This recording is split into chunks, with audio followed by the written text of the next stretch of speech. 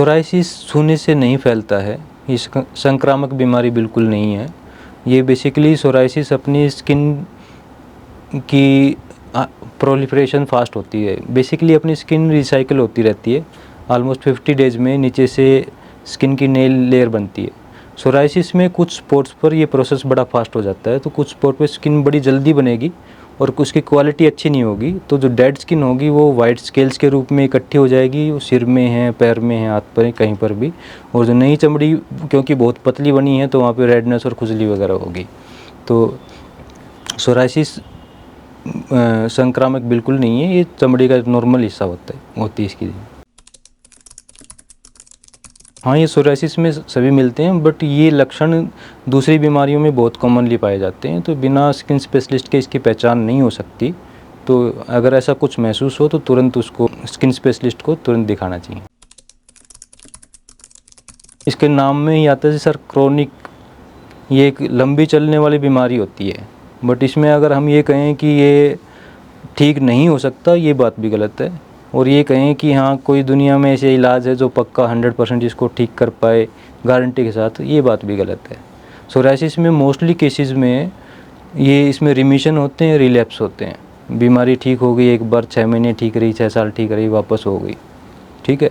और कुछ केसेस ऐसे होते हैं जिसमें बहुत लंबे टाइम या ज़िंदगी भर के लिए भी दोबारा सोराइसिस ना हो, वो ऐसा संभव है। सोराइसिस के कई वेरिएंट होते हैं, जैसे सबसे कॉमन आपका स्कैल्प सोराइसिस होता है जिसमें केवल सिर वाला हिस्सा प्रभावित रहता है। फिर पामोप्लांटर सोराइसिस है जो आपके हाथ, हथेली और तलवों को ज़्यादा प्रभावित करता है। फिर क्रोनिक प्लाक सोराइसिस है, उसमें पूरे शरीर में इन्वॉल्वमेंट हो सकती है। और इसकी सभी सीवियर फॉर्म होती है एर्थोडर्मिक सोराइसिस, जिसमें बॉडी का बहुत ही कम हिस्सा बचता है जो प्रभावित ना हो, वो बहुत भयंकर रूप हो जाता है। उस केस में तुरंत अपने को ट्रीटमेंट चाहिए। इसमें खान पान का रोल है, बट उसकी वो मेजर रोल नहीं है, उसका इफेक्ट 5-10% पड़ता है। मेजर इसमें जेनेटिक्स होते हैं, इन्वॉल्वमेंट अगर किसी जीन्स ऐसे हैं कि फैमिली हिस्ट्री है या नहीं भी है, भगवान ने उसको ऐसा बनाया कि उसमें सोराइसिस होना है तो हो जाते हैं। फिर दूसरे इन्वायरमेंटल फैक्टर आते हैं, हर एक इंडिविजुअल में ये डिफरेंट होते हैं। किसी में सर्दी के मौसम में बढ़ जाता है, अल्कोहल से किसी को बढ़ता है, किसी को स्मोकिंग से बढ़ता है। कुछ दवाइयाँ ऐसी होती हैं जो सोराइसिस को बढ़ा देती हैं, जिसमें बीपी की दवाइयाँ कॉमन हैं, पेन किलर दवाइयाँ हैं, कुछ एंटीबायोटिक्स हैं और नई तरीके की दवाइयाँ हैं। बट जनरली ये बहुत कॉमन बीमारी है, 1 से 3% लोगों में हो सकती है, किसी को भी प्रभावित कर सकती है। और इसमें ऐसा नहीं है कि किसी को पेरेंट्स में है तो बच्चों में होगी ही, उसमें थोड़ी संभावना बढ़ जाएगी। और ऐसा भी नहीं है कि अगर आपको हो रही है तो आपके पेरेंट्स में नहीं थी, तो ये जेनेटिक नहीं है। Genetics is a combination of 2 families, not photocopy of your parents. इसमें मुख्यतः खुजली होगी, जलन भी होगी, और कभी कभी जब स्पेशली पामोप्लांटर वेरिएंट में कट लग जाते हैं, स्किन बहुत पतली होगी, तो दर्द भी हो सकता है। इसमें मेनली आपकी मेडिसिन्स होती हैं, लगाने की दवाएं, खाने की बहुत सारी तरीके की दवाइयाँ आ गई हैं।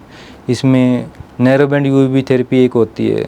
फिर इसमें मोस्टली तो यही इसमें ट्रीटमेंट होता है। सोराइसिस बहुत कॉमन बीमारी है, बहुत लोगों को अफेक्ट करती है, और एज सच ये बीमारी बहुत ज़्यादा अपनी ज़िंदगी को प्रभावित नहीं करती। इसका साइकोलॉजिकल इम्पैक्ट बहुत ज़्यादा होता है। और सबसे ज़रूरी जो समझने की बात होती है कि जब पेशेंट को नई नई बीमारी होती है तो सब लोग बोलते हैं लंबी चलती है। तो हर एक पेशेंट की या इंसान की इच्छा होती है कि मैं कोई ऐसा ट्रीटमेंट करूं कि मेरी बीमारी जड़ से ख़त्म हो जाए। तो लोग इसके पीछे पड़ जाते हैं कि ये हम जड़ से ख़त्म करके मानेंगे, और मोस्टली डॉक्टर आपको ये बताएंगे कि ये बीमारी लंबी चलेगी। तो उस चक्कर में होता है क्या है कि आप दवाई करते हैं एक जगह और वहाँ पे वो बीमारी लंबी चलती है, थोड़ा रिलीफ होता है, फिर दोबारा हो जाती है। तो आप जगह चेंज कर लेते हैं, आज आयुर्वेद में, आज होम्योपैथी में, आज कोई एक्चुअल डॉक्टर नहीं है वहाँ चले गए, वहाँ पे स्टेरॉइड के इंजेक्शन दे दिए गए, और दूसरी तरीके की दवाई दे दी गई जो दवाई नहीं देनी चाहिए थी। तो इसमें दवाई कई बार बीमारी से ज़्यादा नुकसान गलत दवाइयाँ कर जाती हैं। इसमें अपने को सबसे ज़रूरी बात जो समझनी है वो समझनी कि सोराइसिस में ट्रीटमेंट करने का लक्ष्य क्या है। उसका लक्ष्य ये नहीं होना चाहिए कि हमें इसको जड़ से ख़त्म करना है। इसका लक्ष्य सिर्फ ये होना चाहिए कि हमें इस बीमारी को इस तरीके से मैनेज करना है कि ये बीमारी कभी भी हमें परेशान ना करे और इसकी दवाइयाँ हमारे शरीर पर लॉन्ग टर्म में कोई साइड इफ़ेक्ट ना छोड़ें।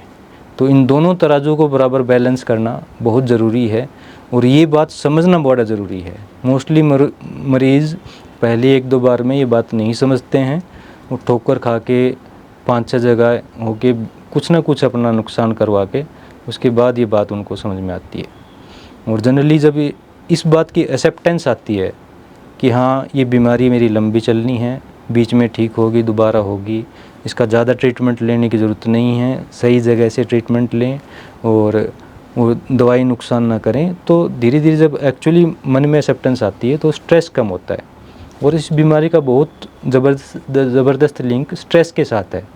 अगर स्ट्रेस बढ़ता है तो बीमारी बढ़ती है और स्ट्रेस जब भी कम होता है तो बहुत कम दवाइयाँ भी कई बार इस बीमारी को लंबे टाइम के लिए रिमिशन में ले आती हैं और लंबे टाइम के लिए आप स्वस्थ रह सकते हो।